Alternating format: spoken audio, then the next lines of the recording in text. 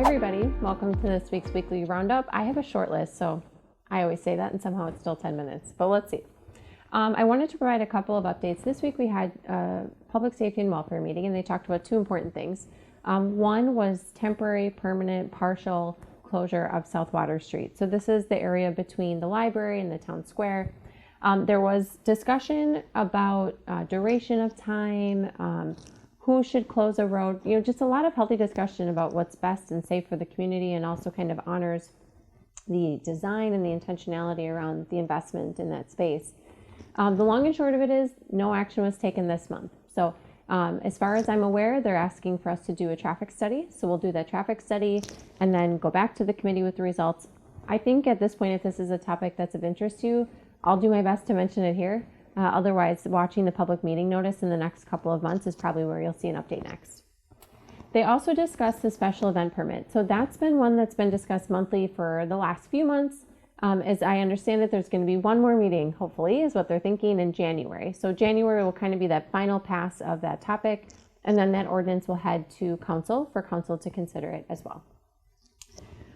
We provided an update last time about the budget, which has been exciting to be able to begin to share with you all a little bit in a more digestible manner, perhaps, than the thousands of lines in our budget, what we intend to do next year. So we had, I think, a post go out this week, and we'll have a series of them continue to go out and to share with you all the intentionality around the ask of our taxpayers on what we intend to do with those dollars.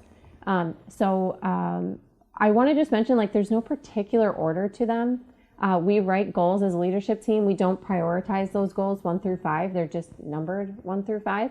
And there's no intentionality behind which topics we release first or second. So we're just looking to share information with you, to be transparent about how we intend, with the support of our Common Council, to use the dollars allocated to us to continue to improve and sustain our city and our city operations. With that, I didn't plan to mention this, but I should. Property tax bills went out earlier this week. Some of you may be receiving them already today, or maybe getting them tomorrow or Monday perhaps. If you live in Jefferson County, you'll be seeing overall a reduction of about 0.5% in your bill. So if you're in Jefferson County, your tax bill went down, which I think is worth mentioning and celebrating.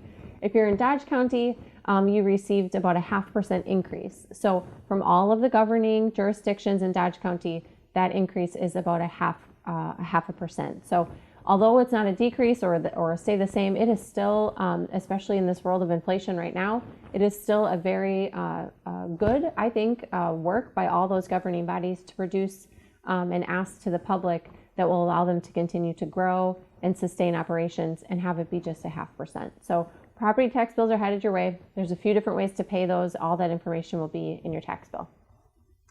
Next week, internally, but I'm sure we'll get to public works soon, we're going to begin to see the work of a long study. As many of you know, we experienced surface flooding in this community, and so we've commissioned a citywide flood study. That flood study had certain benchmarks, so we're not seeking to have zero flooding. That would be economically impossible. But we set a limit, and we asked for our consultants to see what improvements and changes would need to be made in order to hit that limit of surface flooding, whether it's the amount of inches or a duration of time.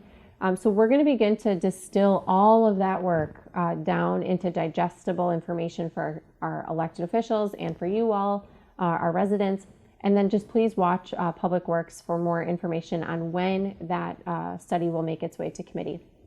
If you're interested in it in particular, you can always reach out to us and we'll get you connected with our member of our team that's been working on that for a very long time. Bridge update. I'm going to try to always provide Main Street Bridge updates, even if it's to say nothing major happened, because I know it's a chronic issue and it should be for many people. Last week we did some soil borings in kind of the area of the Main Street Bridge. Next week we'll have the results of those soil borings. And those borings will be able to tell us if the plan that was designed by the structural engineer will function as designed. So next week really is a critical point for us to know a better timeline and idea of go or no go. I hesitate to say for sure, but with greater certainty. So hopefully next Friday I'll be able to provide you an update on that.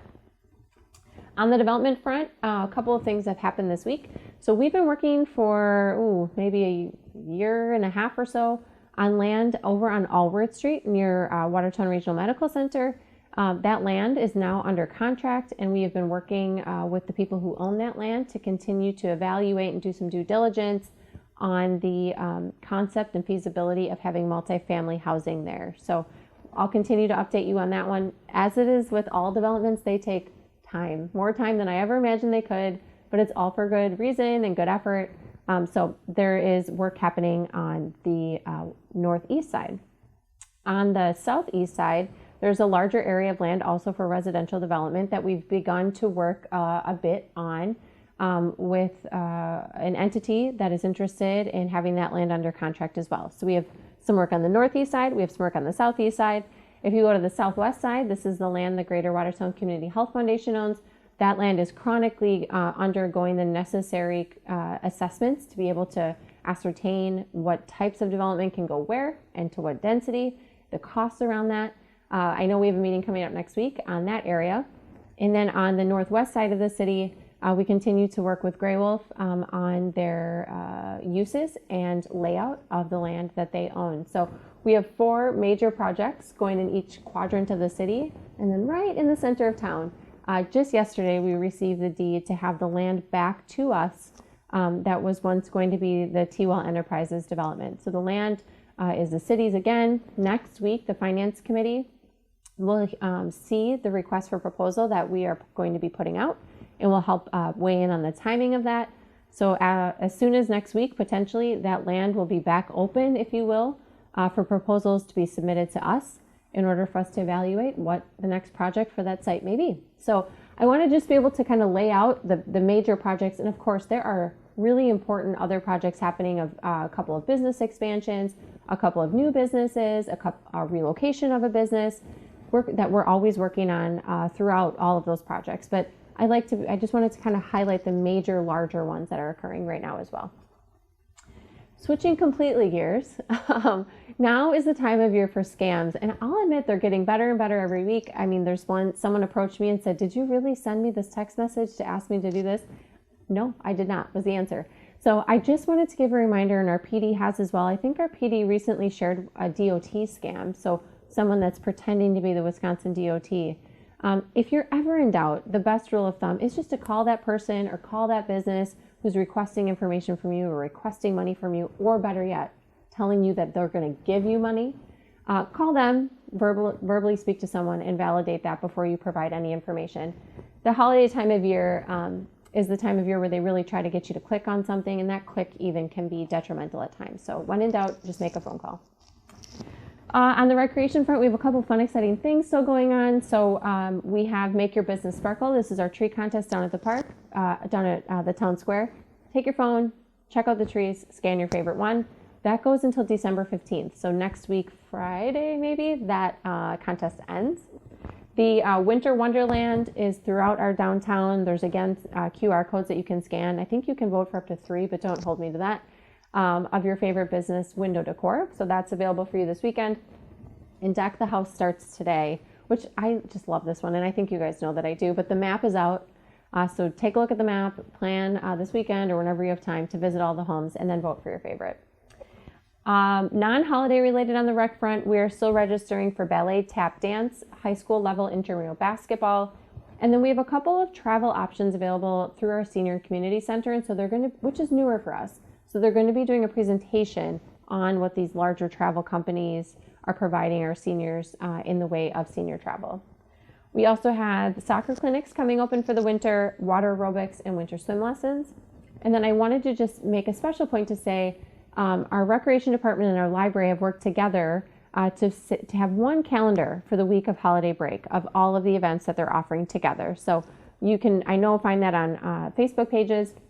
But you'll see events like making thank you cards, movies, family bingo, the pool will be open. So there's a nice one-stop shop place for families or individuals to find events happening during holiday break. On the library front, they are going to be doing a gift wrapping event in the community room, which is pretty cool. That's on the 20th. The Winter Library Challenge at the library, similar to the summer, starts, I think, on the 18th. So you can register for that soon. And then in the teen area, they're doing some ornament making and the start of a new video game tournament for the month. For the weekend, Santa House is open. The hours are posted all over Facebook, Watertown Tourism on our pages, and I'm sure on the Main Street program, Santa House pages.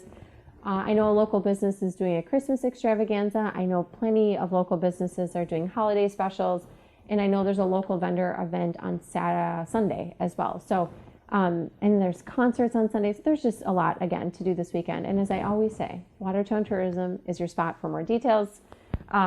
Before I sign off, I do want to mention we have grown a little popular for the amazing holiday videos that we put out here as a City of Watertown team and as an employer.